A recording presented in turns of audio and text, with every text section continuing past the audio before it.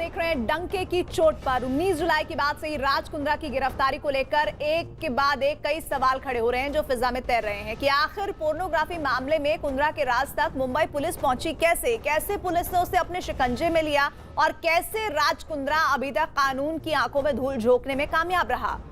क्या राज कुंद्रा ने कोई प्लान बी भी बना रखा था? क्या कोई ऐसा भी था जो राज कुंद्रा का राजदार था और जिसने पुलिस के सामने राज उजागर कर दिए? पॉर्न फिल्मों के लिए कई मॉडल को झांसा देने के लिए शूटिंग तक और उन फिल्मों से करोड़ों रुपए कमाने के आरोपी राज कुंद्रा की कहानी पूरी तरह फिल्मी है। इस मामले में अब तक का सबसे बड़ा सस्पेंस सामने आ चुका है।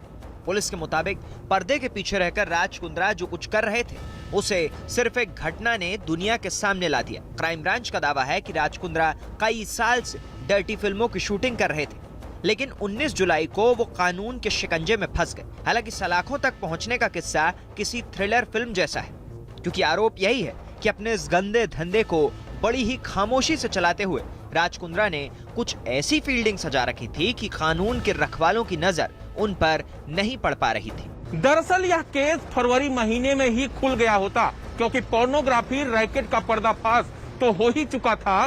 5 आरोपियों को पुलिस ने गिरफ्तार भी कर लिया था।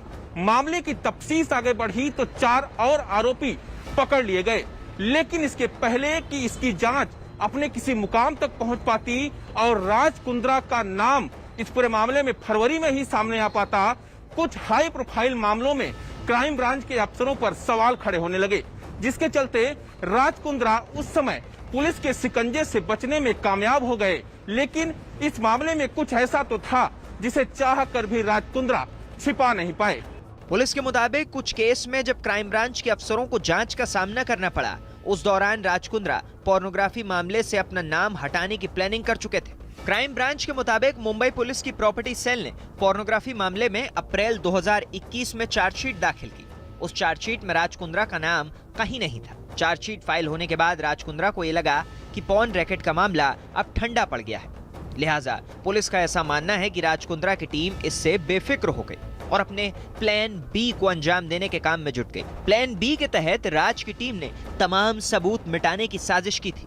क्राइम ब्रांच सूत्रों के मुताबिक पोर्नोग्राफी रैकेट की फाइल में मौजूद दस्तावेजों पर जब नए अफसरों की नजर पड़ी तो उन्हें राज कुंद्रा और उनकी कंपनी हॉट शॉट्स के शामिल होने के कुछ सुराग मिले। इसी बीच पुलिस को उमेश कामत और राज कुंद्रा के बीच हुई व्हाट्सएप चैट भी मिल गई, जिसने पुलिस के सामने सारी तस्वीर साफ कर दी। बस उन सुरागों ने क्राइम ब्रांच को इस केस पर गहरी नजर डालने को मजबूर कर दिया।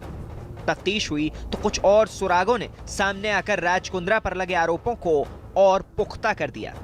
राहत की सांस लेने के 1 महीने बाद ही राज कुंद्रा की किस्मत उन्हें धोखा दे गई, क्योंकि जून महीने में क्राइम ब्रांच में आए नए अफसरों ने पुराने मामलों की फाइलें खंगालनी शुरू कर दी। इस दौरान पोर्न रैकेट में उनके हाथ राज कुंद्रा के खिलाफ कई अहम फाइलें लगी। यह खबर जब राज कुंद्रा को लगी तो उन्हें समझ आ गया कि अब वो ज्यादा वक्त तक कानून के शिकंजे से बच नहीं सकते हैं। क्राइम ब्रांच ने राज कुंद्रा की गिरफ्तारी का वारंट जारी करने से पहले सर्च वारंट के जरिए उनके दफ्तर की तलाशी ली। पुलिस का यह कदम बिल्कुल सटीक बैठा।